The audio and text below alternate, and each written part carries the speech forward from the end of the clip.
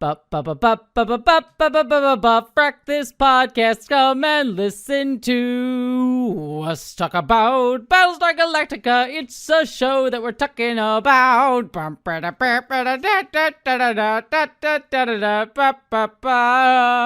Hello, interwebs, and welcome to the Frak This Jump Gate Frak podcast. What the frelling frack? I think I had a brain my brain is dead this week. Anyways, welcome to the Frak This podcast, everyone. I am your downloaded host, Jesse Gender, and I am joined as always by... It's Vera. Are you going to be able to hold it together for this? It's fine. I will make it through. Listeners, just for I won't go into the nitty-gritty, but just for details, on top of the state of just the world right now, which we're not going to get into, but both Vera and I are, I'm sure you all are very much feeling it. But on top of that, I've just been dealing with like 50 billion projects coming at me at once, where I was supposed to like have one finish and then another start. I now have them all hitting at once, and so my brain is like in a very like what's happening position. Like I don't know how to like disentangle 20 different things in my mind. So my brain's kind of weird. So if I'm off this evening, you know why. Vera's drinking wine. Yes. So, she's just going to be a mango weird... wine. Mango? Yeah. Ooh. It's pretty good. That's fun. Yeah. I like it. The wine of champions, mango. Yeah, it's yeah. Been a week. Been a thing. It has. Yep. But something awesome came out that I'm going to flat out just tell people to watch. Was it Knights of Guinevere? It was Knights of Guinevere. Which I did watch based on your review, and it is fantastic. Okay. So, for folks who are not tuned into this kind of nonsense. So, Knights of Guinevere is the latest project that has the involvement of Dana Terrace. Dana Terrace was the creator of The Owl House on Disney, which was a fantastic show that I also recommend you check out, but got screwed over because the executives did not understand the fan base and felt it didn't synergize, and they canceled it and gave it a truncated third season, and she has been a little bit ticked off at Disney since then. And so this new project that she's involved in, which is free to view on YouTube on a channel called Glitch, which if you watch YouTube animation, is also the home of the Amazing Digital Circus and Gaslight District and a few other things. But it is this futuristic cyberpunk story where there is an amusement park that was founded by a slightly portly man with a mustache. And the mascot is a princess who also has these buns on the side of her head that look a little bit in silhouette like ears of a certain mouse. Yeah. But like she's there, but also like she's tortured, and they're all connected, and one of them keeps trying to escape, and it feels mildly informed by Battle Angel Alita if you're into manga or anime. And it's really good. I guess a couple of content warnings. It's a little bit brutal. It's not excessively visually graphic. Like most of the most unhinged things in it are either implied or shot in a way that actually kind of minimizes the impact. Like the most gruesome image in it is done in profile in silhouette. Mm-hmm. So like, you know what's happening, but you're not like right up front.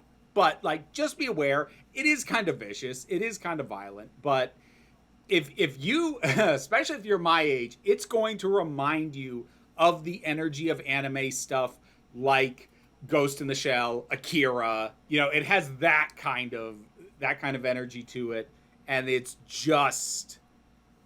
gorgeous and it's fun and it's vicious. And I cannot wait to see what else happens. Right now, it's just the pilot episode, which is part of why I'm encouraging people to watch it, because the way Glitch's entire model works is they put out a pilot, and then depending on the views that it gets, they'll then do a full season. It's tracking very well. I expect it'll get its full season, but also help ensure that happens and watch some awesome freaking animation. Yeah, it was really good. Like I said, I didn't even know about this until Vera mentioned it. I should have. For some reason, I like the Owl House a lot. Do not get me wrong, I adore the Owl House. It didn't hit as hard for me as other people. I don't know why. It just didn't land as much for me. Again, love it, but like Amphibia or what was the other one around that time? Cypher, Gravity Falls. Oh, Gravity Falls was like a decade earlier, buddy. I guess so. Anyways, like those, I watched them all kind of at the same time. Those ones kind of hit a little bit harder for me than Owl House. Again, no shade at Owl House, just didn't land as hard. But I watched this based on Vera's recommendation, and it is really, really good. Very much my vibes. Horror, cyberpunk shit that is very anti-giant corporations. I'm here for that. Oh, yeah. I am here for that, especially anti-Disney, especially this week. But yeah, don't need to get into it, but you know, there's been reason to be ticked at Disney for our entire lives, but it became more tangible, in the last week since we last spoke.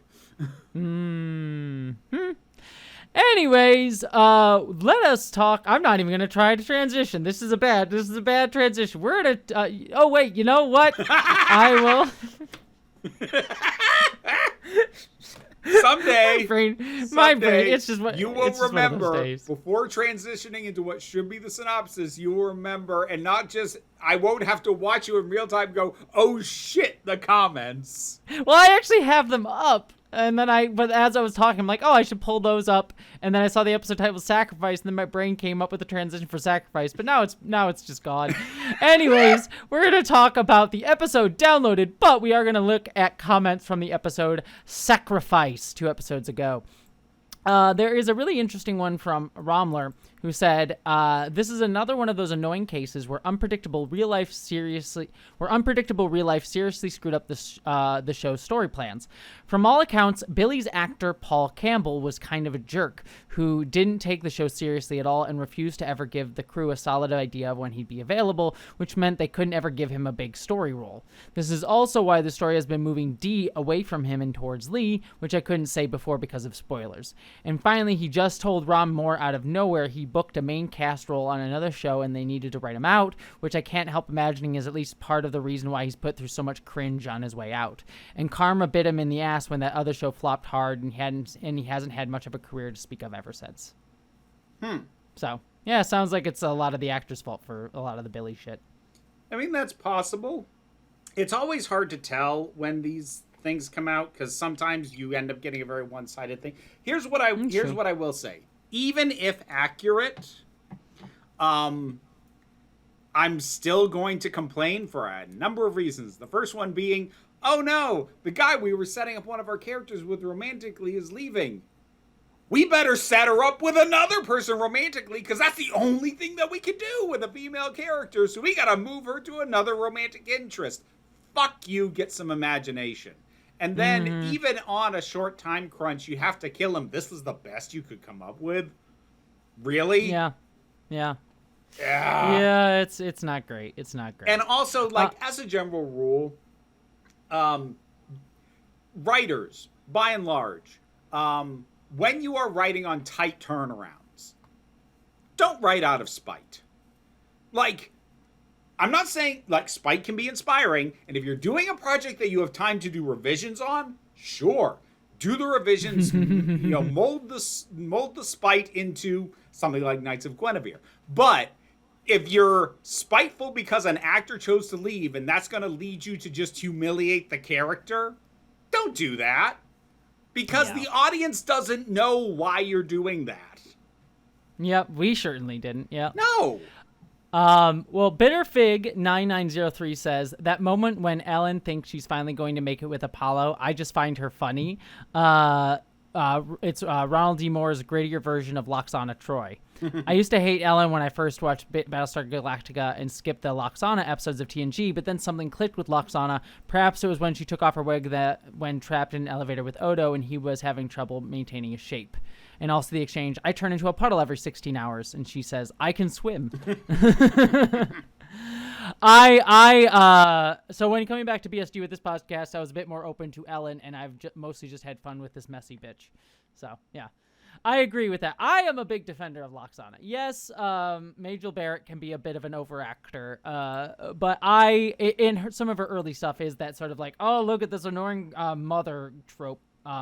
But she actually, especially as you get later into TNG, and then really all of her stuff in Deep Space Nine, outside of the one, menopause episode they do with her, which is one of those, but is an episode that is fun for all the characters want to fuck each other that every Star Trek show has. There has to be at least one. There has to be at least one. But as you get later in TNG and the DS9 episodes, she actually has a lot of really good stuff. Like the Half a Life episode, which deals with euthanasia, I actually think is like a really decent look at that topic, and how society like views older, like just like does not value the elderly, and just says they can die. And I think there's some really great stuff there. And they also have some really great stuff with her and Odo about like how we like perform different versions of ourselves for different people. So I thought that was I thought there's some poignant stuff with her. Cool. All right. Maglorian says, honestly, this podcast is a really nice series that I use to reward myself for having done my exercises well. Hey. Well, I hope you did your exercises well today. Good job. That's just for you. All righty. Oh, so hold on. There's two I want to read since you skipped them. Please. Okay, yeah. Style for Alley, sort of springing off from your description of X-Files, said, in the alien investigation system, people are represented by two yet equally important groups, an autistic man in a basement and a woman who sort of loves him but can talk to people. These are their stories. Dun dun. Bun dun.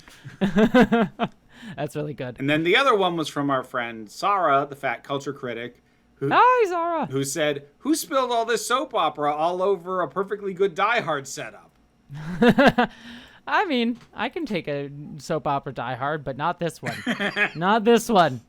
Stop curling, monkey paw. Stop curling. God, what would soap opera Die Hard be like? Crawling through the vents to get to your love before she agrees to marry someone else? Would that be the soap opera Die Hard? I think it's like terrorists take a building to like force a marriage with your like lover, and then you have to like walk through glass to like profess your love. And like the cop outside is also kind of into your lover, so there's like a tension there. But it's also your secret. But it's also your secret brother. I was gonna say, cop outside has to be a secret relation. Yes, cop outside is your secret twin brother who also wants to marry your sister, so you have tension, but needs to help work with you to get because it's his job as a cop. So yeah, we should be writing this down. We need to pitch this. I think it's a good one. I think this is great. Alrighty, everybody, let us get into the episode Downloaded. I'm not even going to transition. I'm just going to go right for it. We're going to get into our recap. God, this is going to be... so I wrote at the top of my notes. I'm just going to tell you what I wrote at my top of my notes here.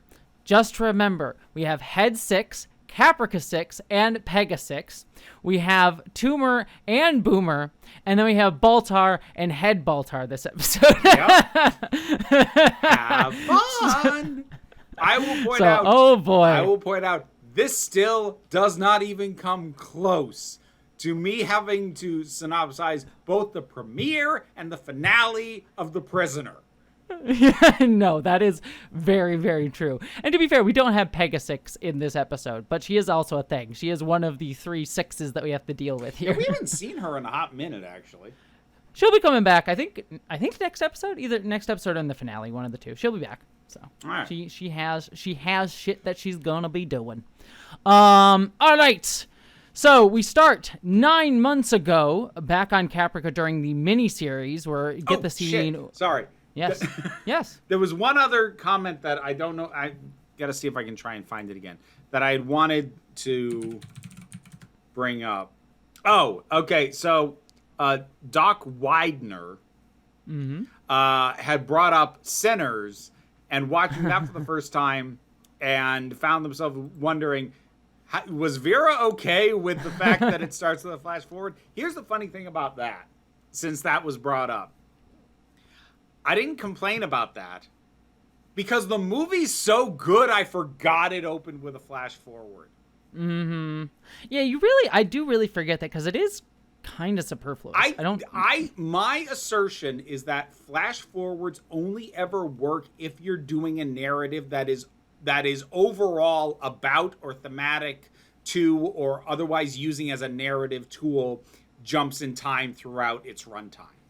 To just do it at the start and then run the timeline through as usual, it never helps. Now, if you do something really, really good, maybe I'll forget the fact that you did it and not hold it against you, which is what Sinners did.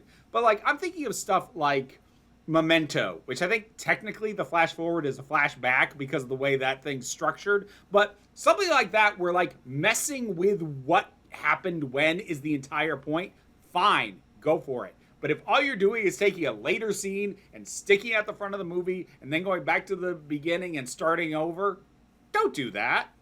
Yeah, it really isn't necessary for the movie at all. It does not. In fact, it doesn't ruin the movie because honestly, as far as those things go, it's a grabbing. It's a thing that grabs you, but it's also unnecessary. I'm already here. It's like I'm already in the movie. Yeah. I'm already watching. Yeah. You didn't need to do it. The movie benefits not at all from it. Yeah, and I can see why a TV show does it more, just on a cynical sense of like, especially shows back in the day, where you weren't like sitting down on streaming, where it was like, oh, I'll flip to the channel. Oh, what's on? Oh, this seems like it's interesting, and then it jumps away, and you're like, oh, I'll stick around to see where that goes. Yeah, you know what I mean? There's a little bit more of a getting you to buy in. So. Yeah, the older days of strictly broadcast television, it as much as I don't like it, it did make sense because it's like you have to be sure that you hook people in so that they don't change channels. But like, especially if it's a movie, like, yeah, I've already bought the ticket. Yeah, you know? I'm in a theater. What am I gonna get up and go to a different theater? Yeah, I've done that before, but it's usually when the movie itself is bad, not if it has a slow start. So yeah. Anyways, I think the only movie I've ever like walked out of a theater from was it was like the Tom Hardy Chris Pine spy movie where they were like fighting over a girl. This Means War. Yeah, I walked out of that movie and then snuck into Ghost Rider 2, which is a much better experience. It was, to be fair, I was a college student and I was with 5 friends. So going from a rom-com into a shitty superhero movie that is ridiculous and over the top was a much better time for all of us. Oh, that's good. I don't think I've ever walked out of a movie as an adult. Yeah, I don't think I've ever done it as an adult either. Yeah. No, I've never done that. Like, well, not even as a high school, because like I can think back, like there were times when I was a young kid and it's like I asked to leave because something upset me. Mm-hmm. But like, no. Yeah. Well, anyways, we should talk about this episode. Oh, fine. Instead of walking away from it. Anyways, as I was saying before, so here's another. I fucking hate you, Vera. Go to fucking hell. I'm gonna flash forward to 10 minutes from now. Fuck you, Vera. Go to fucking hell, you piece of shit. I hate you so much. Flashback. All right. See, now you have to remember to say that in 10 minutes. I will. Anyways, so we starting off the episode again. We flash back to 9 months ago on Caprica, and we just get the reiteration of the scene with Baltar on Caprica as the bombs are going off, you know, the wave of water and Six saying get down and all of that. But then, instead of following Baltar after this moment, we cut to Caprica 6 waking up downloaded in a new body in what I'm going to call the gel pool. See, I called it in my notes the goop. The goop bucket. She woke up in the goop. Well, I'm just gonna tell you, get used to this goop because you'll be seeing a lot more of this goop bath. I mean, it's not tub, whatever. It's not tinted red, but it's very the Matrix pods that they wake up. Yes, it's a very similar vibe as that. Yes. Yeah. We have Matrix pods at home. Anyways, she's there and clearly disorientated, but we have a Diana Beers model, which we know is number 3. As a number 3 there. That's Lucy Lawless for folks who don't remember the character name, because I didn't, but I did smile because like, oh, Lucy Lawless is back. Yes. This is not presumably this is not the same model of Lucy Lawless that we saw back in the episode where she first appeared. However, it is a Model 3. Yeah. So it's the same. And it's interesting you make that distinction because for how this is going to go, that it does kind of address some of the questions I've asked in regards to that. Yes, very much so. But yes, she is there, and then also there's a few other sidelines around. Adoral's there. Another Six is there, who's clearly like kind of like looking not confused, but more like, wow, you're really traumatized from all of this at her, sort of thing. So there's a few around, but the Deanna Beers model. One thing I'll note is like the first time we see Doral, and all I saw was, okay, that's a guy, and they hadn't shown him in close up yet. And I found what I had kind of wish the show had done. Never actually showed us who that was, because I found myself going like, ooh, is it one of the characters? Is that one of the new ones? Can I identify a male cast member from their hairline? Yeah, I am surprised they didn't do that for any of this. Yeah, in terms of like having the background of a shot of like, because we'll see a bunch of Caprica later with like a bunch of other models walking around, and they're all models we know. Yeah, so yeah, this would have been a really good opportunity to like seed or tease like, here's a silhouette, or here's somebody who we only see from behind and we don't hear talk, and maybe that's one of the ones we know, maybe it's not. And yeah, they don't really play that up. It's a little bit of a missed opportunity. It is. Anyways, we have Diana. I'm gonna call her either Diana or 3, but people will get the idea. There's already enough confusing names this episode, but she is basically trying to like talk down 6 from just like freaking out after, like, this seems like kind of a normal thing of like, hey, you were there, but now all's good. Like, there was a nuclear blast. It's all over now. You're downloaded into a new body. Death is traumatic. Like that's yes. So that's kind of the core message on this one. Yes. However, Caprica Stick starts asking about Baltar. But then, all of a sudden, Baltar seemingly comes right next to her, and he says, I'm not really here. No one can see me but you. Don't let them know. It would be trouble if they knew that your feelings about Baltar. So, this is the introduction of yet another character, Head Baltar, who will be a recurring thing. Oh, I figured. Yes. I figured he would be. And, like, okay. On the one hand, with an asterisk over it, this is mildly contrived. At least, and the asterisk over that is that on the basis that this is just a trauma response and not the actual result of some other force that I have no knowledge of causing this specifically to happen. Assuming that's not the case, because I have no evidence for it. Okay. But it is a little bit contrived that these two people are having the exact same response to this event, to imagine the other, a version of the other one in their head. On the other hand, I don't really care that it's particularly contrived, because this is some really fun paralleling, and it's a really good chance to flip the script. So, rule of cool on this one. Is it a little contrived, at least with the rules as I currently understand them? Yes. Do I care? Not really, no. Yeah, I could tell that the actor playing Baltar, it was having a ball during this episode. It does. His performance does have that kind of, oh, it's your turn now energy to it. It really does. It really does. You could tell that he was enjoying himself. But anyways, yes. So Caprica 6 has their own version of Head Baltar, and I do like how it's done, because it almost makes you think like, oh, is Baltar a Cylon for a second, and then you realize like, no, that's not the case. Like that. I did have the reaction.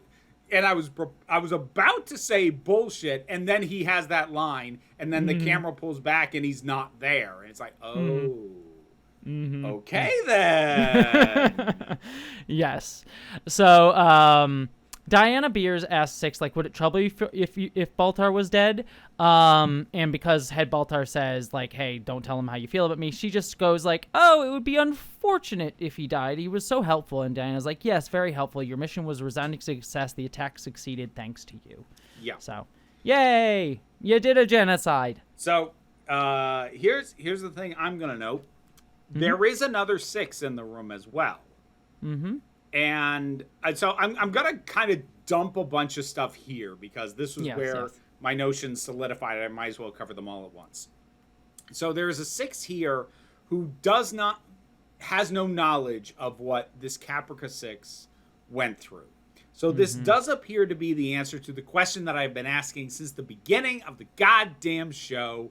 since the miniseries where they yes, I've been established wanting to say this. that this happens, which is that it does not appear that their experiences get remerged into like some sort of consciousness pool. Yeah, a consciousness pool or some sort of collective mind of 6.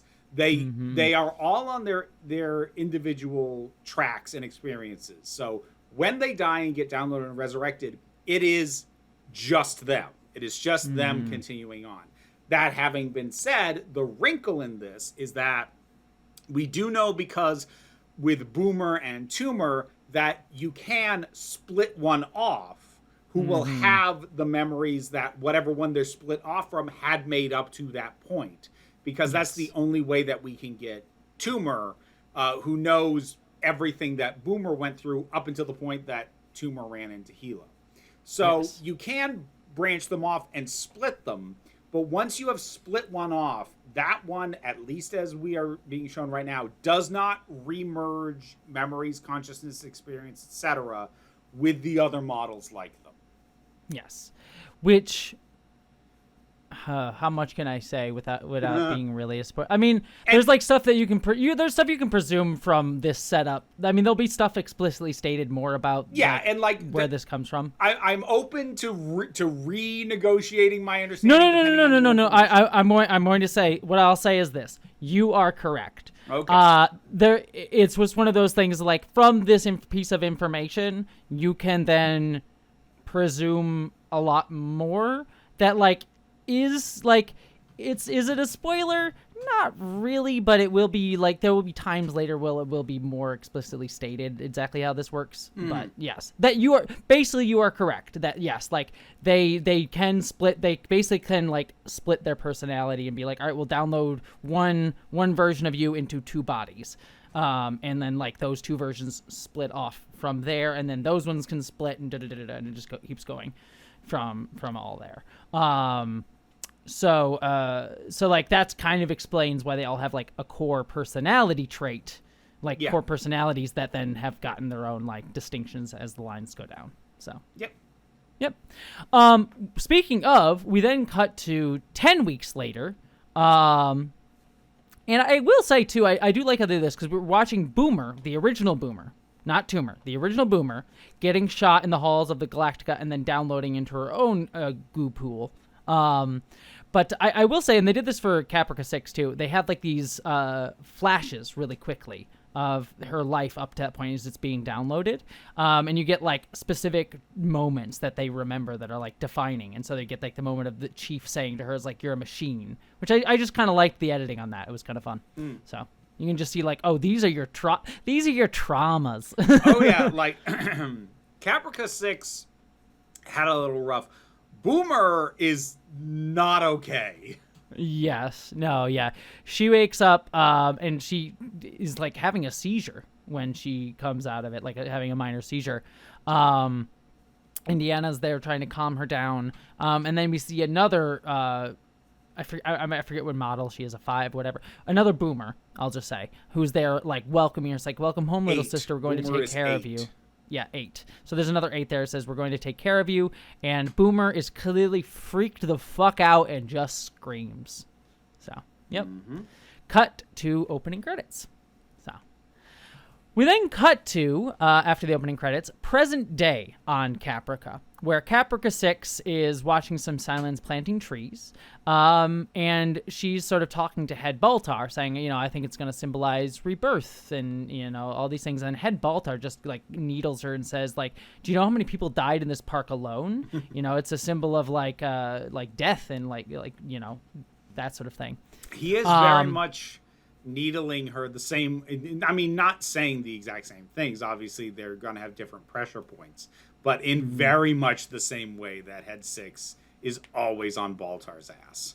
Yes, but it is interesting that he does have like slightly different points of view. He seems to be less overtly religious than Head 6 is. Well, yeah. But he does sort of act as her conscience a little bit here, or I guess more her guilt. I feel like that's more accurate. But yeah, Deanna, the Deanna we met earlier, comes down and says, "How are you doing?" And I love during this bit, like, she sits down and Head Baltar, who she can't see, also sits down, like mimicking her in like a teasing way. They cross their legs in the exact same way at the exact same time. It's funny. Yeah. I like it. Yeah, it's very good. It's very good. And Caprica 6 says, I know this body is identical, but it still feels stiff and awkward. Like, I don't really entirely fit in this body. And I'm like, ooh, look, the body dysphoria. I get that. But Deanna's like, you get over it. You just, you got to cleanse yourself after a while. Just, like, remove, like, all your anxieties and remorse or guilt. Just let it wash away. Don't carry any of that shit. Yeah. You know that depression you're feeling? Stop it. Yeah. Just stop feel it. Yeah. It's that easy. Mm-hmm. It's just, well, it is an interesting just philosophical point for, like, the society of people who can just download into new bodies. It's like, yeah, you don't carry any of that trauma. It's not in your body anymore. So, like, let it go. It's an interesting sort of, like, body versus mind sort of thing, which is kind of fascinating.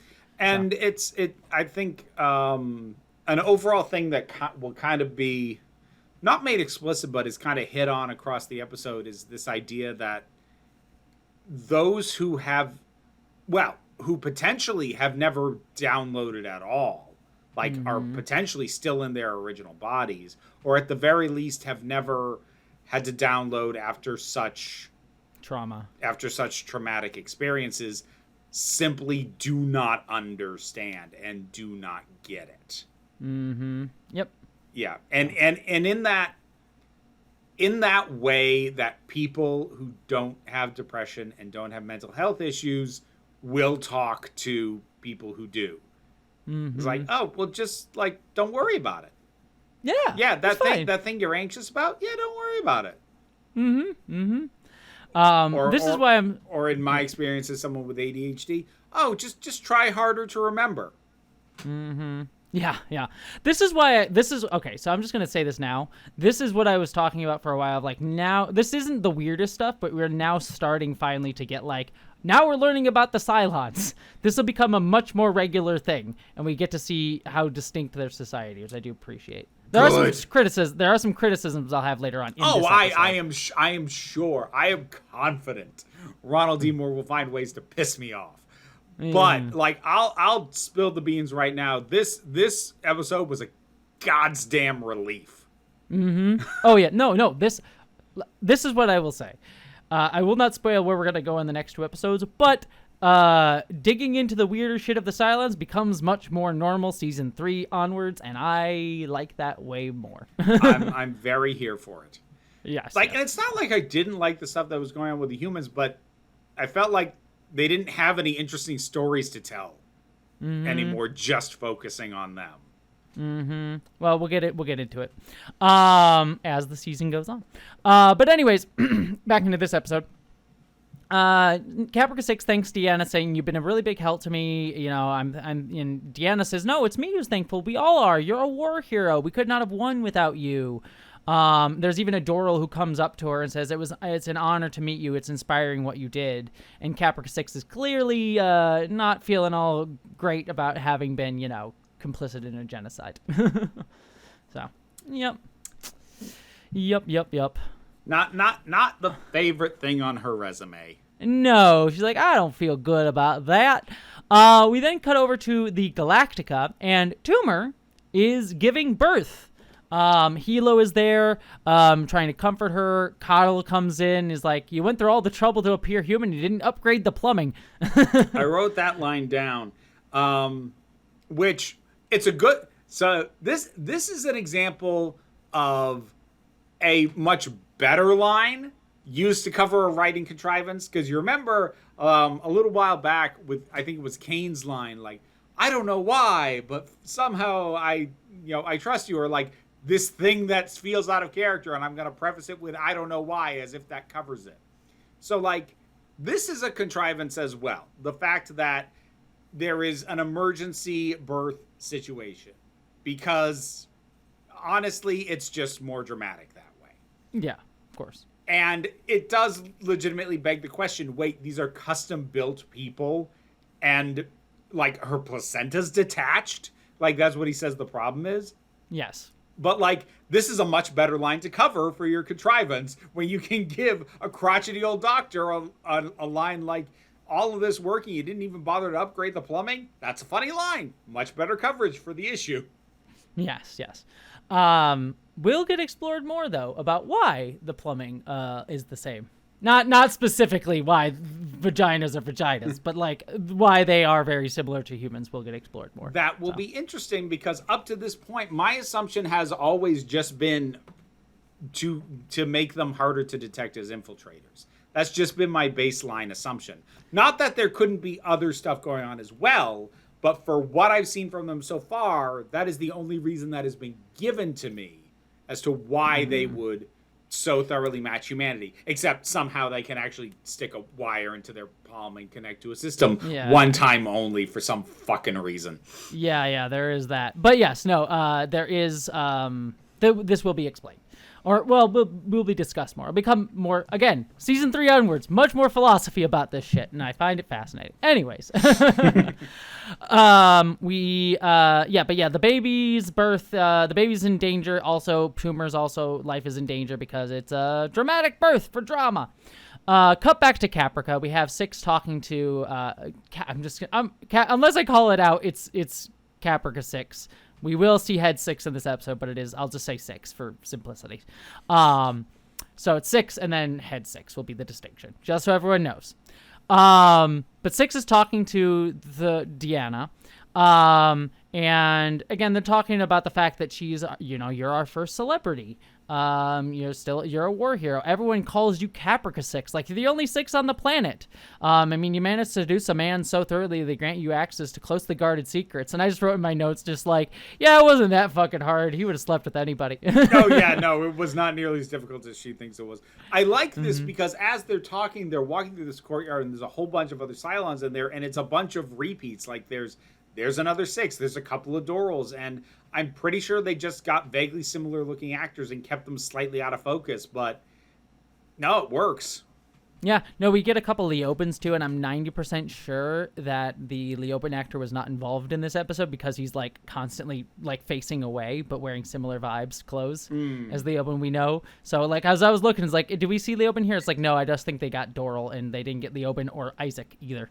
So I saw there's like in the cafe, we see an Isaac from behind. Which I'm sure is just like, all right, we'll get a guy that looks like him instead of the actual actor there. Yep. So. Yep. Yeah. Saves you money on the actor, to be frank. Something I learned on Subliminal. We had quick story on this. We had an actor who could only be there for one day on the shoot, and so we had to hire a lookalike for the actor. And significantly cheaper to do that. For that. You don't have to pay a stand-in a day rate. Anyways, let's see. But yeah, there's also a Head Baltar again needles 6 saying like what was so hard about it? What was so hard about like Capra 6 that the mission could be profoundly disturbing, and Head 6 like what, sleeping with me or killing billions of people? I thought you rather like Head Baltar. God damn it. It says sleeping with me or killing billions of people. I thought you rather liked sleeping with me. But Deanna sort of introduces the idea like there's another Cylon who's been having trouble reintegrating. Maybe you can help her. Like you both might understand each other. And Deanna sort of sets the stakes here, being like, hey, if she doesn't work shit out, we might have to put her in cold storage. And Head Baltar says, well, ooh, that one might almost call that inhuman. Oh, that's right, you are. So again, just needling her more. Such a bitch. Yep, and Deanna says like she's been regressing and she's been living in the apartment that she thought she had when she was human. So. And of course, we are talking about Boomer, yes. We do get a quick thing, though, where we see the human resistance, including Anders, who is indeed still alive, is sort of watching from a distance, and they're, like, looking for patrols, and they're basically trying to go underneath the city to plant a bomb in what we'll later learn as a cafe. So yes. They're sort of setting that up and scouting that out. So, is this only the scene where, like, they're... Yeah, where they're just scoping it out. Okay. Yeah. Because the interesting stuff... happens a little bit later. There's not a ton when that they're putting happens the bomb together. This is more just hey, Anders is here and he's alive. Huzzah! Woo! Woo! Of course he is. There wasn't a dramatic death for him yet. Like, come on. Yeah. I know television. We then cut back to the delivery. The baby is not breathing, and Hilo starts freaking out about it for a second, but then the baby does start crying. So the baby is alive, and now they have to stop the mother from bleeding, or else she's not going to make it. So again, more drama. Yeah. So baby made it. The baby has underdeveloped lungs, so it has to be put in one of those. I don't know what they're called, but the little baby oxygen tent thing. Mm-hmm. All right, then we cut to kind of rather long scene here where Caprica 6 goes up to Boomer's apartment. And Boomer is clearly, like, doing the rebellious thing. Like, she's playing loud music, and when 6, like, knocks on her door, she says, "Are you here to kick me out? If you're here to help me with my adjustment problems, I'll save you some time." She starts doing pull-ups, that sort of stuff. Basically just being kind of hostile to 6, being like, fuck off. Don't give a shit. Very, you can't tell me what to do, Dad, energy. Mm-hmm. Yeah, it's like, this is my home. I'm not leaving, that sort of thing. You know, and she sort of has this sort of like, she kind of throws in Six's face as like, you know, I knew what I was when I lived here. At least I pretended that I knew. And you know what? That makes me just a really good liar. And so she sort of fix me. Okay, this is important. Yeah, I have so many notes here, so I'm probably screwing up a couple things. Because Boomer asks 6, you know, did you know what you were when you were here? And 6 says, yes, she did. Yeah. Me, you know, basically asking, you know, I was a sleeper agent, did you know? And 6 says, yes, she did. And Boomer says to her, you know what that makes you? A really good liar.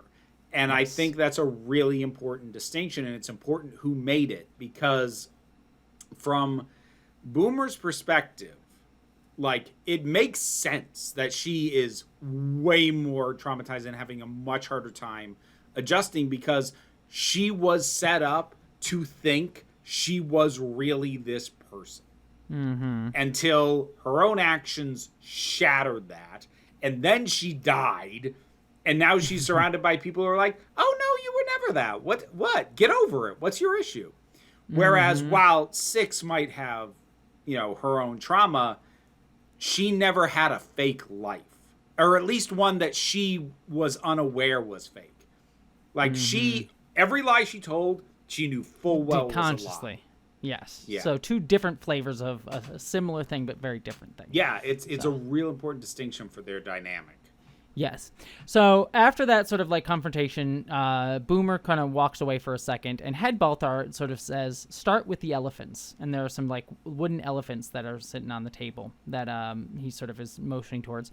And so when Boomer comes back, Head 6, or Jesus Christ, 6, regular 6, normal basic Atch 6, basically asks about the elephants, and she says, these are beautiful. And Boomer starts talking about like, my mother gave them to me the day that I left for Fleet Command.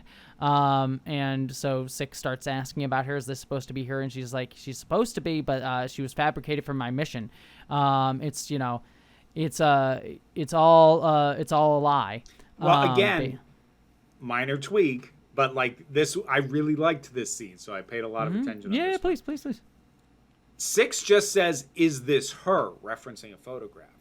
It's Boomer who says, well, that's supposed to be her. But what's interesting about, first of all, not only 6's inclination, which is a manipulation tactic, to kind of play along and talk about her mother as if she's an actual person, but also Boomer's response of like, well, that's supposed to be her. You know, the reality is she doesn't exist at all. But the way that a line like that is said, it kind of leads you to more the impression of like, oh, I have a mom. That's just not her. Which isn't necessarily what she's implying, but the way that line was delivered, I just found it interesting. It was like she's having to take baby steps of acceptance. Yes. Of like accepting, that's not my mother, but still talking about it as if she does have one. That's just not it. Yes. But then Six says, walking God's path is hard. And I love Head Baltar just says, like, oh, don't go religious on this one. What were you thinking? And Six kind of doubles down. It's like, well, God loves you. And Boomer says, you think I care about your God? And then she starts getting angrier and says, like, these people love me. Like, she picks up a picture of the Galactica crew. I didn't pretend to feel something so I could screw people over. I loved them, and then I betrayed them. I shot the man I love because I'm a fracking Cylon, a machine. And then she takes the picture and she throws it against the wall violently. And during this, it appears that Six gets a scratch on her cheek, to which Boomer then feels bad about and says, like, oh, I'm sorry, I'll go get a bandage. I'll help it. Like, it calms her down. But then Baltar, as Boomer's away, Head Baltar notices, like, you timed it perfectly. You scratched your own face to make it look like that. You're basically just he's manipulating her emotionally. Yeah. And this is where I wrote down, yeah, she is a really good liar. Mm-hmm. She really is. And more to the point, it almost seems to be an instinctive response from her. Because I'm not sure she did this with an end game in mind. Mm-hmm. I think it's kind of her gut instinct just to lie and just to manipulate. That is how she is designed to interact with the world. Yep. Well, because what I like about it is, like, I think she does do it instinctively. Because when Head Baltar kind of throws it in her face, we get these reaction shots of Six kind of being, like, perturbed by, like, she has clearly conflicted feelings about, like, oh, I did this. And I think it's, like, again, connecting this thing of, like, oh, I'm a liar, and that's what led to, like, the death of all those humans, and I'm still doing it here, the same sort of thing. Mm-hmm. Like, I'm not changing how I act. And this kind of, like, is the same thing. Like, Boomer comes back in and, like, starts bandaging her. It's like, I've never saw Cylon show fear before. And Head Baltar is like, good, you're feigning fear and emotional vulnerability. You're very good. I'm better. And he says, say what I say.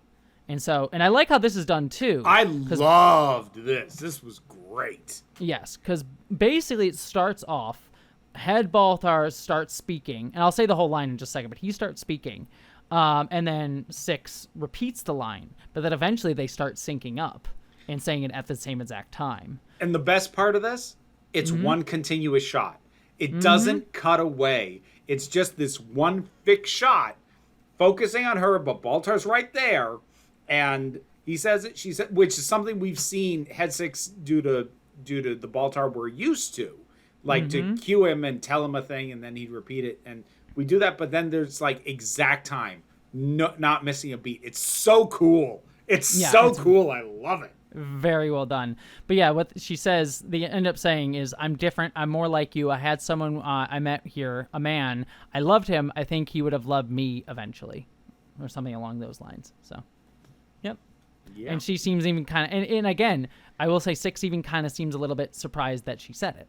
Yeah. So, we then cut to this is what you're talking about earlier. The Resistance is setting up a bomb, and it's kind of like a very makeshift bomb where the timer's literally a cigarette that'll go out, and they're kind of debating, it's like, it's 2 or 3 minutes, who knows? That's how long they'll have. It's an interesting little device, actually, because, like, I know they're setting it up with a cigarette, and, like, my thought is, like, oh, like, when the cigarette burns down enough, does it set something off? Like, no, I don't think it was even that.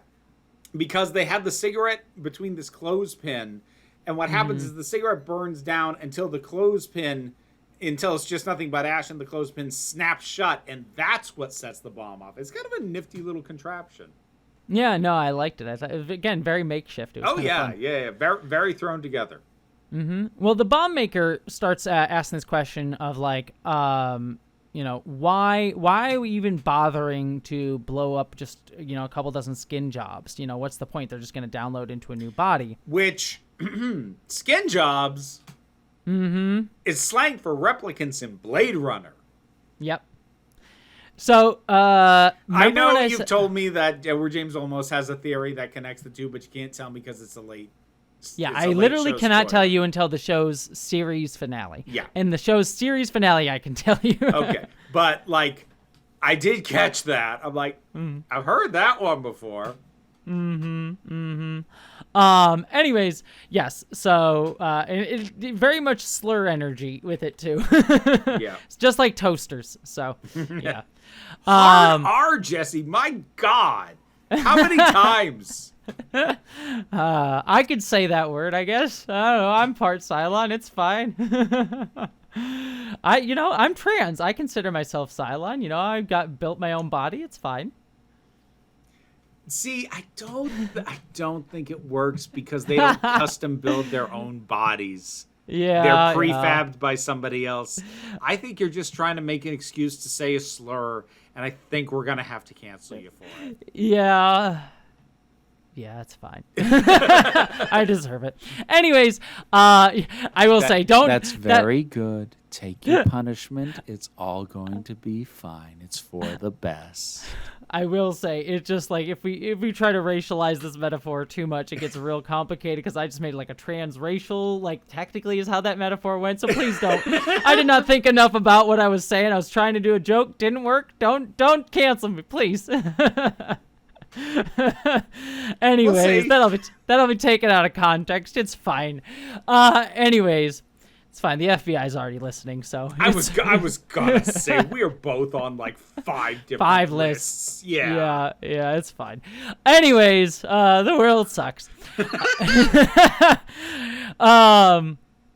Let's see. What was I thinking? Okay, yeah. So the bomb maker is basically like, why are we bothering to blow up these guys? Like, they'll just download to a new body. This seems kind of pointless, and we're risking our lives for it. And Anders makes this argument like, we learned from Starbuck, the Sharon that was with Starbuck, so Tumor, said they remember everything when they download right up until the end, which means they're going to remember being blown to pieces. So I hope it hurts and it reminds them that there's no safe place, not even a cafe, until they get the Frak off our planet. Yeah, so. Which this piece of knowledge kind of like, they could have been doing hit and run guerrilla tactics before, but this piece of knowledge that they retain the memory sort of gives them more reason to use these kind of tactics, because like the basic purpose of guerrilla tactics is not so much to defeat an enemy, but as to make it not worth it for them to stay around, because whatever they get from being here, make their lives enough of a hell that it's not worth it. And being able to kill people over and over, and they remember that you did that, that's a pretty solid way to make people's lives hell. And I think he even says something along the lines of, we make this a hell until they leave. Yeah, and it's a very interesting thing too, again, with if you tie it into the Deanna's stuff, which is like, hey, your traumas don't matter, just you're in a new body, it's all good. And again, we're seeing that sort of being weaponized in the sense of like, no, they are going to have the trauma. And it's being reiterative too of the Scar episode as well, where it's like Tumor even said about the Cylon Raider that like they remember shit too and carry that trauma and like are angry about it and pissed off and like carry resentments. So like it is like this whole like, oh no, trauma carries over. So. It's almost like the it's like first run privilege. Oh, you're still the first run model. You don't understand. Yes. Well, it also gets, I'll get into some philosophy of this stuff too. It is a very, I talked about this in this recent like video I did called The Politics of Forgetting, but it is that sort of like, there is this tendency by people who are either like settler colonial or like colonialist imperialist or whatever, who are like, forget the past, none of it matters, we can just like, we're all good. It's like, it's again the same reason like conservatives say shit like, oh, like we can't carry the hate and the self-hate of like being white people, can't carry the guilt of that. Like racism was in the past, it's no big deal anymore, forget it. We don't carry the trauma of that as a society anymore. We can't talk about reparations, that just dredges up the old pain. It's that same sort of idea that like is very much being kind of thrown in Deanna's, like this whole episode is kind of being like, fuck that's stupid. It is stupid. So yep. For the record. Yes, it is stupid, and it's used by people in power to try to, push people off the margins, as we'll see Deanna is quite clearly doing here. Yep. So, yep. So I just like it. I like, as a philosophical point, it's really interesting. Anyways, we have go to Caprica 6. talking to Boomer about after she downloaded after Kappa got blown up, she went back to Baltar's Bluff, where his house used to be. I said it used to be my favorite spot in the universe. And Boomer's like, too bad you nuked it. And she said, I was looking for some sort of connection to him. And, I forget exactly what she found, but she found a couple things. She said, I even held on to them for a while. But they kept me from embracing my true life. And Boomer sort of asked, like, what did you do with them? He's like, I burned them. I felt liberated. But then Head Baltar says, beautiful story, isn't it? Shame it's all a pack of lies. So, yeah. Again, clearly emotionally manipulating. Mm-hmm. So, but then Boomer asks, who was this man you loved? And she says, Gaius Baltar. And then Boomer sort of wait, Dr. Baltar was the one who betrayed us? And again, wait, us? Yes. Head Baltar notes, she still thinks she's more of a human than a Cylon, just like someone else I know, again, pointing to Six. But Six is sort of surprised that she knows who Baltar is, oh, he's alive? And yeah, she says he's vice president of the colonies, and we now know that Caprica 6 did not know that Baltar was still alive. Yep. Mm-hmm. So, back on Galactica, we have a meeting between Roslin, Adama, regular old vanilla Baltar, and Ty. Riddled with anxiety, Baltar. God, what was the other episode of The Prisoner that I had to summarize that this reminded me of? Was the one where there was a second number 6. Oh, yeah. Yeah. There's several number 2s, number 6s all over the place. Yeah, it's a fun time. Yeah. So, if folks have not listened to the podcast we did on The Prisoner, go watch The Prisoner and check it out. It's an incredible batshit show, and it was a fun thing to talk about. Legitimately, I've been wanting to rewatch. I love that show. It is probably in my top 10 shows of all time. If I had to sit down and make a list, I adored that show. So I am so happy I got to introduce that to you. Yeah, no, I that was very much my shit as a show. So, you still haven't seen the terrible remake, have you? No, I need to get to it, but I have read the comic books. Spoilers for The Prisoner, by the way, which are not terrible, but make dumb. They undo the finale, which I don't like. Well, you kind of have to. You do, but it's just one of those I get it if you're going to continue the story. I would have much rather just do another episode as a comic, you know what I mean? Still set in that time frame, you know what I mean? Well, yeah, because we have no idea how much time passes between stuff. There could have been a million other things that happened to him while he was there. Yeah.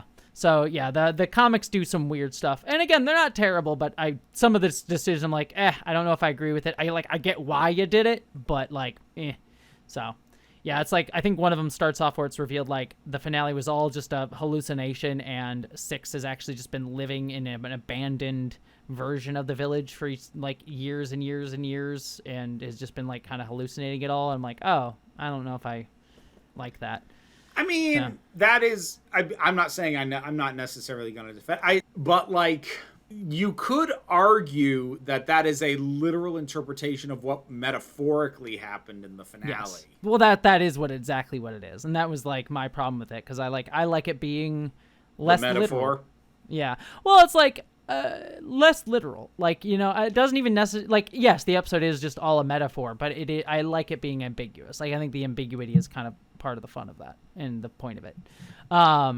Anyways, that's a whole other show.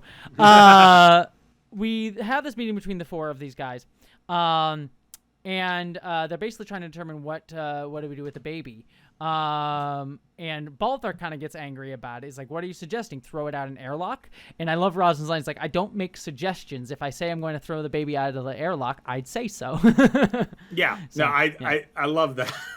Yeah. Are you implying this? Nope. If I wanted to, I would say it, dude. Mm-hmm. But Ty makes the point, remember, it's not a baby, it's a machine. And Baltar says, no, it's half machine, half human. We should keep that human half in mind. And Adama argues, well, if it's going to be good for the Cylons clearly want this baby. Yeah. So if it's good for them, it's probably going to be bad for us. And Rosalind agrees. And so we can't. And the big thing that she says is we can't turn the baby over to Sharon to raise. That would be disastrous. Also, Adama points out, like, there are Cylons aboard this fleet. If they found this thing had been born, they'd make a play for it. And Head 6 says we're going to have to take our child to Baltar. So. Yep. We then cut to Tumor with Hilo. Sort of looking at their baby who is in the, like, air, I forget what they're called, but the chamber for babies, so like their lungs can develop in a safe environment. And they're sort of like, doing the parent thing of like, hey, it's a new baby, we gotta, we're all very happy. There's a nice cute moment where Hilo says, like, it almost makes you want to believe in the Cylon God, and that, like, Tumor thinks that's cute and says, I love you so completely. Oh, it's so great. Everything's wonderful. I hope nothing traumatic happens. She might as well have said, nothing bad could ever happen to us now. Yep. We get a quick little beat where the Resistance breaks into the parking garage beneath a cafe. So we get that. That's just a beat there. But then we cut to the cafe above, and we get like a little beat where like a Doral is serving another Doral. There. This is one thing I will criticize, and it's something we get a little less of. But it is one of those like, oh, I guess the Cylons are just going to coffee shops. You know what I mean? It kind of removes a little bit of the mystique of the Cylons. You know what I mean? And it kind of grounds them in a very human-like thing of like, I guess we do coffee shops now. Yeah. You know what I mean? So it's my one knock about it. It is again at minimum a failure of imagination and a missed opportunity. Mm-hmm. That they're just like recreating what humans did, which, like, I don't know, be weirder. Yes. Now, to be fair, again, asterisk, this will also become part of the philosophy of the show later on, we're just doing human shit. So we'll talk about that when we get there. But I want to put an asterisk, put a pin in that, because it is a thought. It is a thought process that does come up. Anyways, there, Six and Boomer are talking in this cafe, and Boomer asks the questions like, "Why do you think they kept the fact that Baltar was alive from you?" And Head Baltar says to Six, "That's the wrong question." And Caprica 6 says, "The right question is why choose me to work? Why choose me to work with you, knowing that you tell me this?" They sort of come to this determination of like, it would trigger these feelings and these, or I think Head Baltar says this, like that Deanna knew it would trigger these feelings and those memories in you, and she's fracking with you. That's when I believe Deanna shows up and says, "Hey, how's everything going for my two favorite Cylons who I'm totally not trying to fuck over at all?" And both 6 and Boomer are like trying to hide that we're just talking about her. It's like a very awkward moment of like, we weren't just talking about you. Don't know what you could possibly thinking of there. So they basically 6 comes up with this cover of like, oh yeah, I just got Boomer to move out. Just convinced her to move out. And Sharon sort of is like, yeah, that's definitely what happened. And then Deanna, like, kind of a little bit trying to call their bluff, being like, oh, that's great. When? Right now? And, Sharon's like, yeah, whenever, right now. It's like, all right, I'll go get your stuff right now. We'll clean up. I'll go up with you. And so, yeah. And Baltar basically says, like, to her, it's like, she's lying, unfortunately. She has no wish to see Sharon cured. They're going to box her regardless. So, yeah, at least that's what she wants to do. Again, we get the Resistance setting up the bomb more. They sort of know that there's at least 40 people in the cafe, so we get this sort of like quite literal ticking time bomb. And then it's just a kind of prolonged action sequence here where we have Deanna, Six, and Boomer heading up to Boomer's apartment to move all the stuff out of it. And a Centurion almost spies the bomb in the parking garage, but Anders manages to shoot it and stop it from, stopping the bomb. But it does mean that he is caught in the building when the blast goes off. Yeah. So. And interestingly, when he shoots at the Cylon, he's not like shooting it to disable the thing. He's getting the thing to engage him in a fight, so to stall it long enough until the thing blows up. Yeah, which is smart. Yeah. Mm-hmm. So bomb goes off. But then we cut to Colonial 1. and Rosalind's talking to Doc Coddle, who is kind of like, in Rosalind's base thing, this is not a debate. The baby will not be raised by the sideline, and I will not risk the sidelines getting your hands on her. And Coddle's like, I don't like it, but have it your way. He's like, he's basically like, he seems like he's, Rosalind says, I need you to do it immediately. And I think I like this bit because there's an implication of here is like, oh, I know if I don't tell you this, you're going to try and fuck with me. I'm trying to figure out a way to get around it. Yeah, like you can tell, he's at the very least he's prepared to try and stall. Mm-hmm. Yeah, and then he's like, oh, well, I have to work up a list of names. Turns out they already have a list of names. Like, these are all great people. They can all be trusted. Pick one of them. So, and he's like, thought of everything, haven't you? So, yeah. Yep. Rosin says, I hope so. Good response. Yep. So we then cut to the aftermath of the bomb. Deanna and Sharon both are relatively fine, but we do find that Six has been harmed a little bit, and Deanna actually even initially thinks she's dead and that her body's been, like, she's been downloaded into a new body. But Six is like, nope, still alive. And Deanna offers, like, I can put you out of your misery. And you can just download it into a new body. And Six is like, nope, I'm not going to give up on life again. So, like, they have to reset her leg, and, Deanna seems, like, disappointed in that choice. But they start trying to dig their way out, and they come across Anders, who is there. And Deanna's like, oh, well, you're just... I love this bit where, like, I think Boomer asked, like, why did they blow up a cafe? And Deanna says, well, humans don't have respect for life the way we do, pulls a gun and goes to shoot Anders. Which, like, there's the irony within that, but also, like, this is kind of the rationalization on both sides. Mm-hmm. They just want us all dead. They have no respect for life. That's why it's okay for us to kill them. Mm-hmm. And while logistically, you can absolutely argue that the humans' stance of that is in response to having been genocided.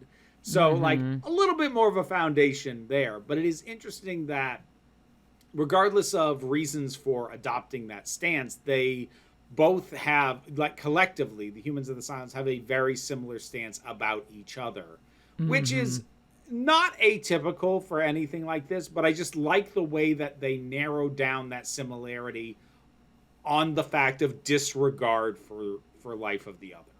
Mm-hmm. But again, I do like it as this irony of, like, because you'll see this in, like you're saying, it's not atypical from dynamics like this, but, like, in this sort of, like, animosity sort of thing, is like there will be people who are just like, yeah, they don't respect life the way we do, as they go to literally kill and more of those people. Yeah. So, yep. That was the excuse that I got to hear for the war on terror and why it was okay to, on occasion, accidentally use a drone to bomb a wedding, because we were trying to take out people who didn't respect life the way that we did as we kill civilians. And that's, of course, so much other stuff that has gone on since and is still going on. I hate it here. Islam is just an inherently violent religion, of course, as they say. It's like not looking at how Christianity has many of the same fucking bullshits, and many people are very nuanced in Islam because it's like, again, being very clear, not saying Islam is like that, but that's how people will justify the killing of Islamic and Muslim folks. So. Yep. To this day. Anyways, we then let's see here. She goes to kill Anders, but then Six says, don't kill him. And Diana says, why not? Headbalter then gives this thing, is like, why not kill him? What's one more body is going to weigh, like, it's not like you've killed billions already. One more body is not going to weigh heavier on your conscience. And Six's justification that she comes up with is like, we should interrogate him and find his accomplices, which is which is not really what she actually is the reason. It's clear she wants to save Anders' life. But Deanna, that's one that at least a justification that Deanna will accept. She goes, okay, you can let go now, Sharon, because Sharon was also trying to, like, stop Deanna from shooting much more aggressively. Then they find on Anders dog tags, Starbucks dog tags, which Boomer recognizes. She's like, oh, and Deanna's like, oh yeah, she was on Caprica a couple weeks ago. She escaped with another Sharon. And Boomer says, well, if she gave him this, that means he meant something to her. And then they sort of toss the dog tags on the ground, and Six picks them up, and Head Baltar basically says, like, oh, now you have hard physical proof of one person's love for another. If only you felt this deeply about us. And Six says, I did. I do feel this deeply. I love you, Gaius. And he's like, where's the tangible proof? So, cut to Hilo and Tumor. Coddle has told them that Hera, their child, has died. That basically, obviously, giving them a lot of bullshit. Like, if she went into respiratory distress, there's nothing we could have been done to save her. Sharon calls bullshit, very upset, and is like, "You murdered her. Who ordered it? Adama or the president?" Correctly. She's very correct. But like Coddle's like, I don't kill patients. We did the best we could. She's dead, and that's all there is to it. We can release the ashes to you in a few hours. But then Sharon grabs Coddle and tries to choke him, and she's dragged away, yelling, "You're all murderers." And again, not unreasonable. Nope, not really. So, yep. We do get I actually kind of liked the scene where Hilo goes out with the chief in a raptor. And they sort of spread what they think is Hera's ashes into space. So, yeah, which I like that as a beat. But then we get regular old vanilla Baltar going into his lab where there's Head Six, and they're both clearly upset. And Head Six basically like goes at him like, "You let them murder our child." And he's like, "I'm so sorry. I tried my best." And she says, God's will was that our child should survive. His will was that she should lead the next generation of God's children. His will was that you should be her protector. You've committed a monstrous and unforgivable sin, and now you and your entire race are going to suffer God's vengeance. She's slightly miffed. Just slightly. But then we go and meet Hera's adoptive mommy, whose name is Maya. She's meeting with Coddle and Roslyn, and it's clear they're not telling her the whole story. They basically said, like, hey, this adoption has to remain a secret. This is a child of a Pegasus officer. So for political reasons, you can't say anything. And she's like, yeah, that's great. And Roslyn's like, do you mind if I drop in from time to time? And then Maya's like, yeah, sure, would love that. And so Roslyn says, all right, you can go. And then there's a quick little scene between Coddle and Roslyn, and Coddle says, thank you, I know how awful this was for you, but it was imperative. As far as the Silence know, this child no longer exists, and that is a good thing. Yep. And I'm sure this will never come up again. Nope, never, ever. That baby's totally done, and we are never going to ever see her at any point ever. Definitely not. Nope. So Deanna is, we cut back to in the rubble, and Deanna's basically trying to goad Anders. She tries to give him his gun. Is like, look, I'll give you a head start. Basically trying to goad him into trying to shoot her so that she can justify shooting him back. And he's like, no, I'm fine where I am. I'm good. I will not do that. And Deanna again they can hear like the drilling and from like people trying to rescue them. It's like, hey, they're coming for us. You know, they'll be very interested in you. And Sharon's basically like, leave him alone. And then Deanna kind of goes at her and says, you're a hero of the Cylon, and now you're just a broken machine who thinks she's human. But you're not a human, Sharon. You never will be. And Sharon basically argues, like, at least I have a conscience, and I know the difference between right and wrong. So. Yep. And it's like, and she's like, I'm not a murderer. And Deanna's like, a murderer is exactly what you are. And we get a flashback of her shooting Adama. So like throwing that back in her face. I forget who says this. Is it Baltar says life is short, but the next one's not let your heart adrift and your soul will get caught. I think that's He says that, and I think before that he'd said it a line that I wrote down.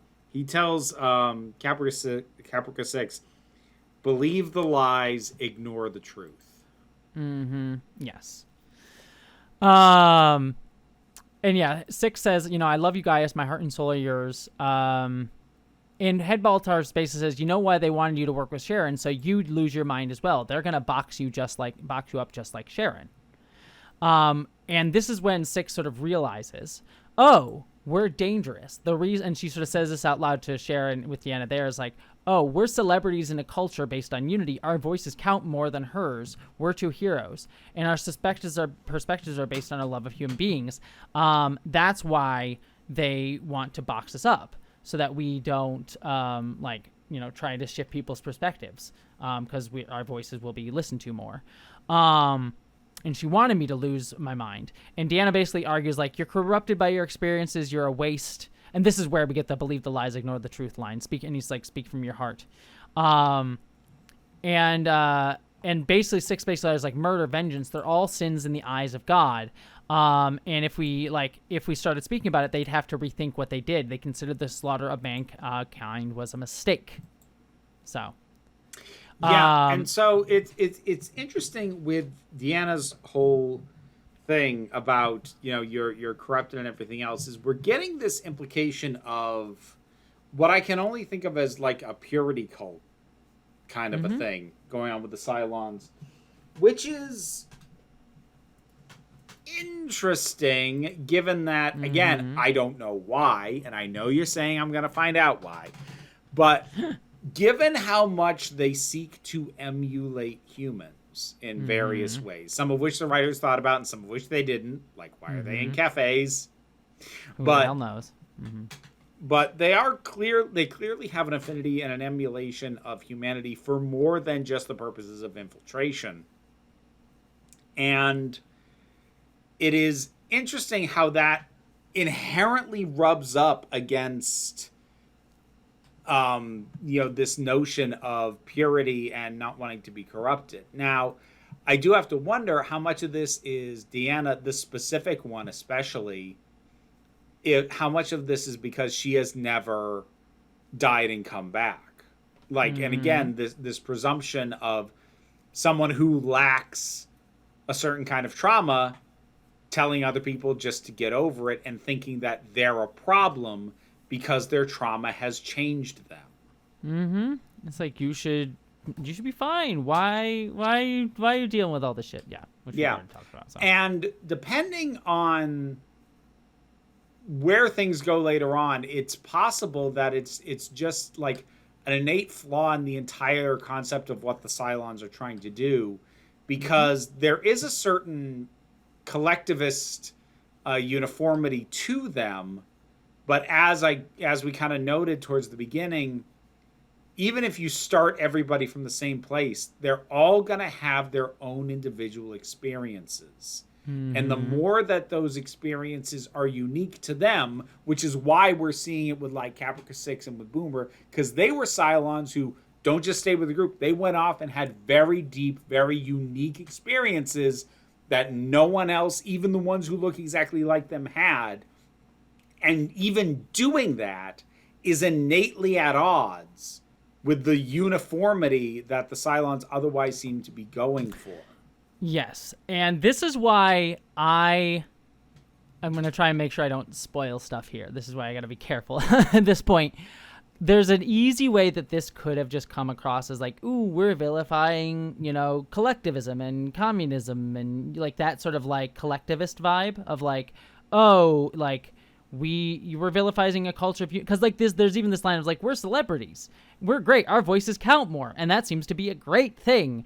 So you could, if you read this episode, there could be this interesting thing of like, oh, so you're saying like this like veneration of individuals over like other people. It kind of has that like hero with 1,000 faces. There are people above us who like stand for all of us, like the collective unconscious bullshit that I've talked before. Yep. So like that could take this in a problematic way.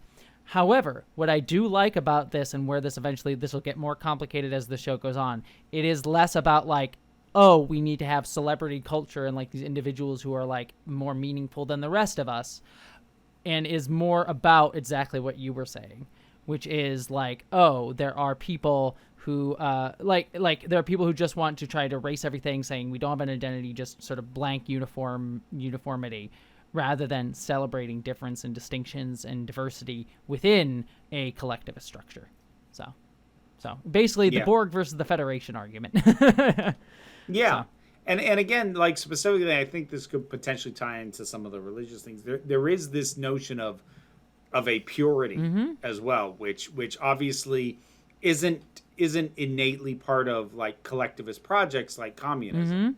So it is, while it is dabbling in some of those ideas, it is coming at them from an angle that is not a condemnation of notions of socialism or communism or what have you. Not that those things are above critique, but you know, American media has rarely done so very well. But it is interesting because before you said it, it hadn't even occurred to me that it could have gone that way. But you're right; it very easily could have become fucking Ayn Rand shit with like the individual versus the collective. Literally, that's literally shit she put in a book. Yes, very much. Oh God, yeah. No, it's the Ayn Randian, you know, Joseph Campbell. Like Ayn Rand is much more capitalistic and overt about it, but like Joseph Campbell had the same shit about like, I mean, this gets into a whole other thing, but it is that sort of like, you know, Joseph Campbell was like a Nazi sympathizer sort of thing, because fascism does also have that purity thing, right? Of like, we need to be pure. We are pure people, whether purity in genetics, purity in trauma, purity in our bodies, like can't have disabled people, can't have queer people. Like everyone sort of has to fit their perfect functioning roles for society, which like even if it's just purity of goals, no matter what else, we all must be working towards the same thing. Yes, and while fascism generally buttresses up an authoritarian sort of ideology of like, oh, we are all behind the Fuhrer or the great leader or whatever, who we all like sort of like get behind as like the exemplar of like the strong man ideal. It does have rhetorically that call towards like collective purity, and we all sort of move in lockstep towards one thing, ideal in it. So it's an interesting like conversation about like, you know, there's nuance in terms of how we talk about individuality versus collectivism. It's not just like, hey, the collective is perfect, hey, the individual is perfect. It is a negotiation between the two, because we currently live in a very individualist culture. But it is also not great to just say we should go fully collectivist without understanding the nuance of the difference there as well. So, yeah. I mean, like, if we're going philosophical for a moment, my general premise is humans suck. Any system they come up with sucks. It's just a question of which ways in which it sucks. Every system is imperfect because humans are imperfect. And I think the biggest mistake that people can make is to go all in on any one system and say, this is the one that works. We'll do this as hard as possible.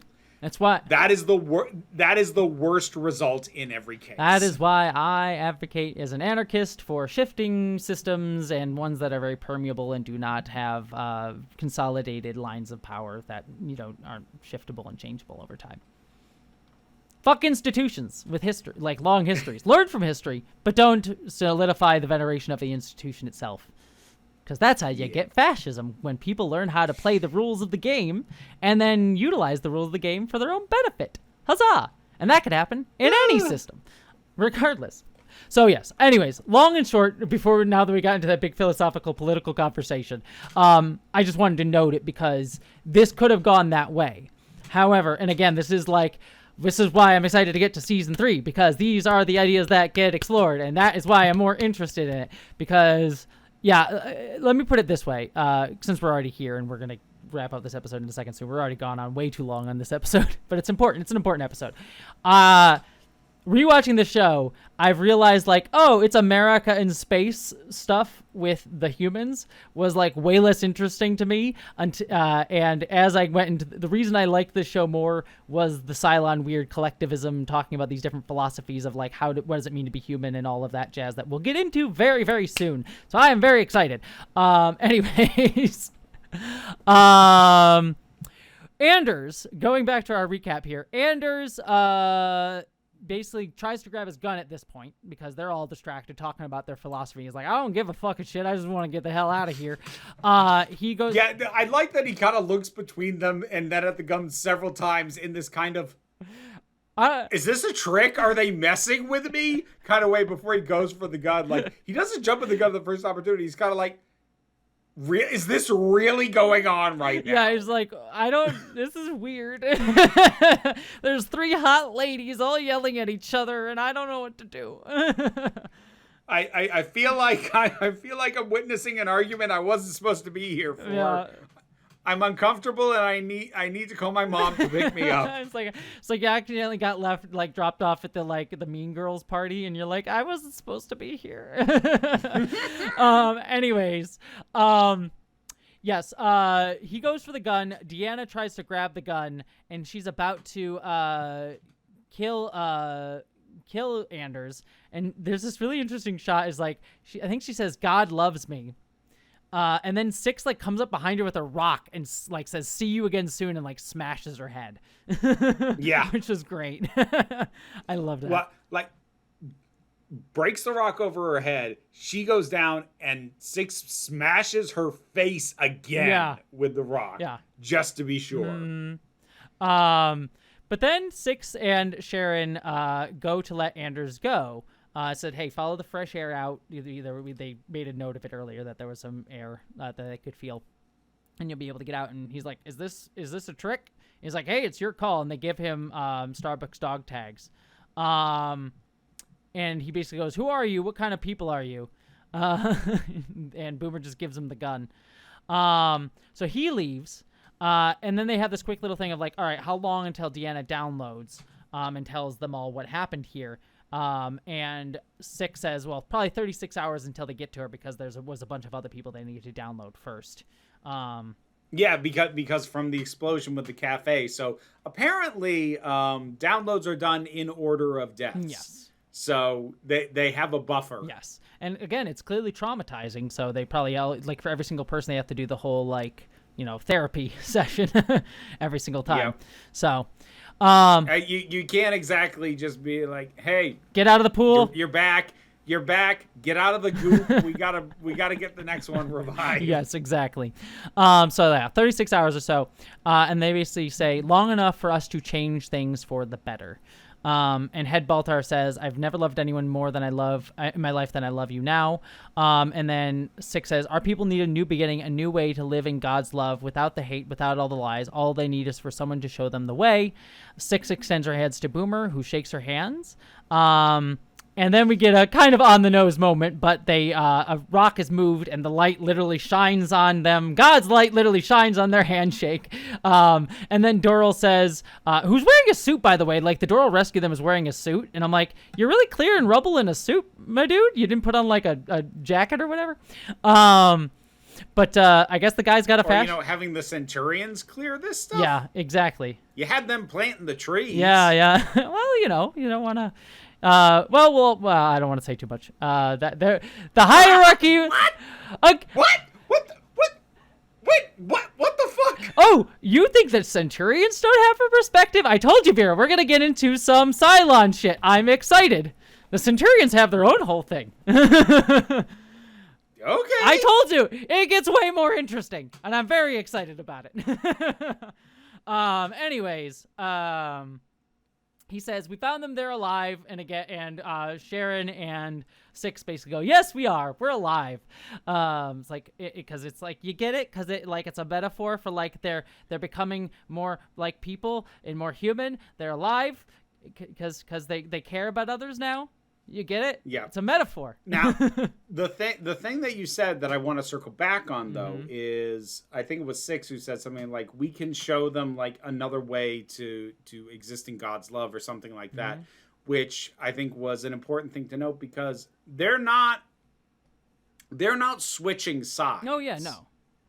This is like a religious schism. Where, like, no, we still believe in the same core things, but we think that it is possible to honor, our gods and what we're meant to do without genociding people. Yep. Metaphors. But yes, so there is all of that. And then we also end the episode with Maya has the baby now. We just get a little quick shot of that. Which felt like a needlessly show-offy effects shot because like there's a picture of her through like a window and then it pulls back and like it's on the ship and then the camera turns and there's the raptor that presumably Rosalind had just dropped it of it and it goes off and it's a continuous shot and like it looks fine but it's such a it's such an inconsequential moment. I'm like, why did you feel the need to get all show offy with that? Well, do I want to spoil it? Oh man, there's so much to say and spoil. You know what? I'm gonna take an extended spoiler for this one.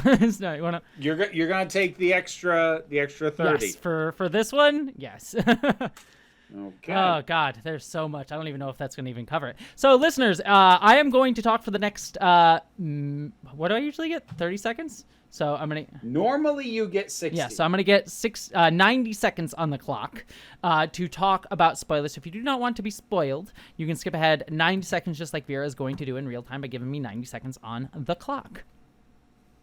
You took a lot longer to pull the trigger on using this than I thought. Yeah. Well, now we're getting into the shit that's more interesting to me. So.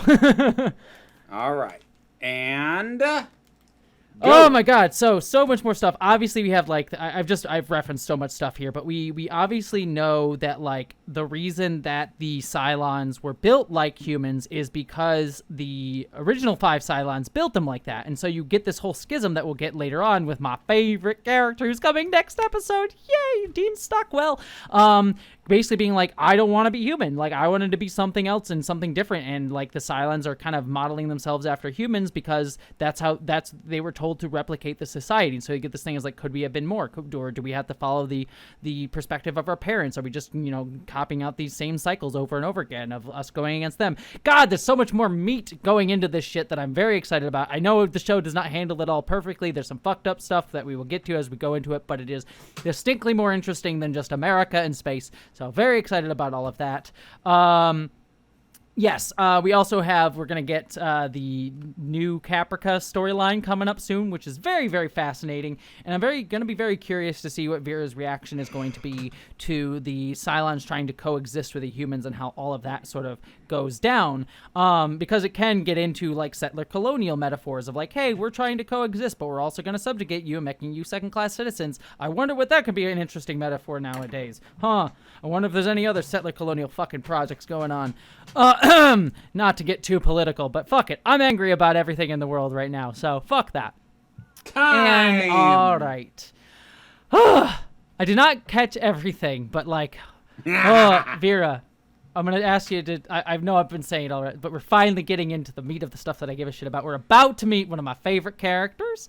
It's going to be great. So what did you think of this episode? Thank God. This is the best episode that the show has had in a while. Mm-hmm. I do not even remember the last time there was an episode this good on the show. It's been a minute. So thank frickin' goodness we're actually dealing with the bigger ideas again. We're going to explore some stuff some more, and it's not just here's the latest stale political bullshit or random thing we came up with because we had to fill a week. Mm-hmm. No, again, I have said this a billion times already this episode, so I won't reiterate it too much, and I said it probably 50 times during the spoiler minute, but like, again, we are starting to get into exploring Cylon society more. That will become a more typical thing on this show, and that gets really interesting. I'm not going to spoil where it goes, but like, I am very excited because I've had to hold my tongue on a lot of things where you're like, I wonder if we'll explore this. This seems dumb. I wonder if that was like all of those questions. To be fair, I don't think the writers were thinking about it when they wrote it. However, by the time they got to season 3, they were like, oh yeah, that is interesting. And then they actually start exploring the philosophy of some of the shit that they put down. Like even in this episode, like I said, like I think writers probably just wrote like, oh yeah, they do a cafe. They're doing human things. Just to make it easy for them to write it. Stuff like that, while I do think was an easy writing choice here, will actually become textual conversations later. So, like, this is the foundation episode for a lot of stuff that I'm very, very pumped about. So, yeah. Yay, finally. I'm not saying it handles it all perfectly. The show is gonna have some fuck-ups, but it is more interesting fuck-ups than America and space as we've been getting.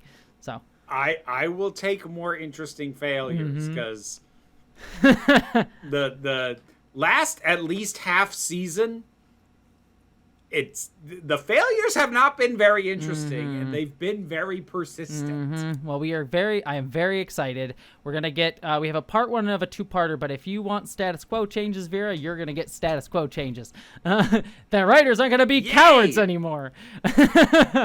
So. About goddamn time, yeah. man. So, yeah, we're going to get some interesting stuff coming up, but we do have to get through a part 1 of a 2-parter next week, so we will get that there. So, Alrighty. Anything else to say about this episode? Nah. Alrighty then, stuff time. Stuff! You can find my stuff by looking for Council of Geeks. Patreon pays the bills. The main thing that supports is the YouTube channel. By the time you hear this, I either have or will soon be releasing what is intended to be a fun video. It might end up just very unhinged, where I give my thoughts on a bunch of hear-me-outs from my Patreon supporters and subscribers. If you're not familiar with that phrase, a hear-me-out is when you name a character that you are attracted to that requires you to then justify that, because on its face, people will either go, "What?" or "Oh dear God." I've been looking through the submissions. There's some hot nonsense. Like, I won't lie. There's a fair number of ones that I'm like, that's not a hear me out. And then there's like a fair number of ones that's like, that's not a hear me out. You're just a furry, and that's fine. But like, there's some stuff. There's a fair amount of stuff that I didn't know about, and I've looked it up. And I almost kind of wish that I'd been recording my reactions when I was looking up things I didn't know. Because there were times where I was just out loud going, "Oh my God!" There's some bonkers stuff, and I'm looking forward to sharing all of the madness with all of you. So that will either have just happened or will happen after this episode comes out, assuming that there isn't some massive political upheaval that I have to talk about because we're all going to die. But that's the main channel.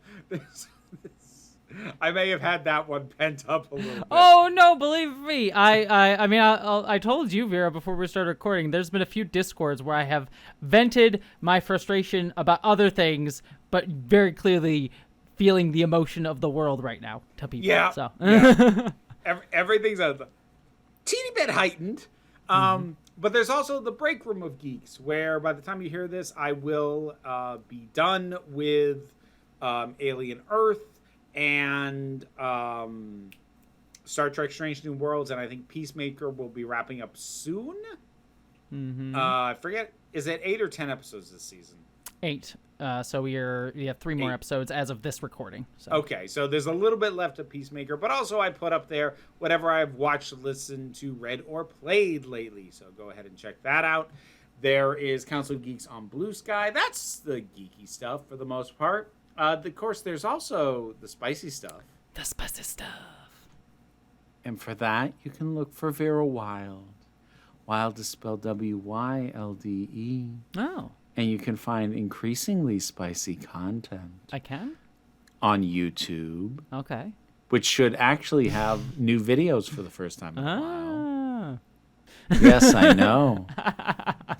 I see you've been commenting on the video. Have I been? No, I have not. I was saying I have not. I love that there was a second where you wondered. I was like, wait, did I have a blackout and just start commenting on your porn? I don't know. Yeah, there was a moment where a part of you panicked. It was like, did I comment? And is she about to read it out loud on the podcast? Well, if I did comment, I wouldn't mind you reading it out loud. I just was like, wait, I don't remember doing that. Anyways, you can find my stuff at Jesse Gender on YouTube. I will almost certainly have a video essay on Star Trek Strange New Worlds and why it was I think the title I'm going to go with is Strange New Worlds is a centrist space fantasy. So check that out. That'll be coming very soon. I think I would have gone with centrist space hell, but I guess you're. I mean, it's a fantasy to centrist. So I suppose. The other one I might do is centrist space masterpiece. but we'll see. We'll see how it goes. Anyways, that should be out by the time you're listening to this on the main channel. And then I have 2 videos that will definitely be out on Patreon and Nebula that are sort of follow-ups to that. One about why tech oligarchs love Star Trek, and one why the Ferengi are one of Star Trek's best aliens. So those will both be out. That one I've seen. That one's quite good. Yes, thank you very much. I'm very proud of that one. But my Patreon is what pays the bills. So if you want to support me over there, that is the best place to support me. I'm also on Nebula, which houses my movie Identities. You can check that out. I am also on Blue Sky and Instagram, and that is pretty much all of my stuff. So anything else, Vera? Nah. All righty. With all of that said, I hope y'all live long and prosper. Be seeing you.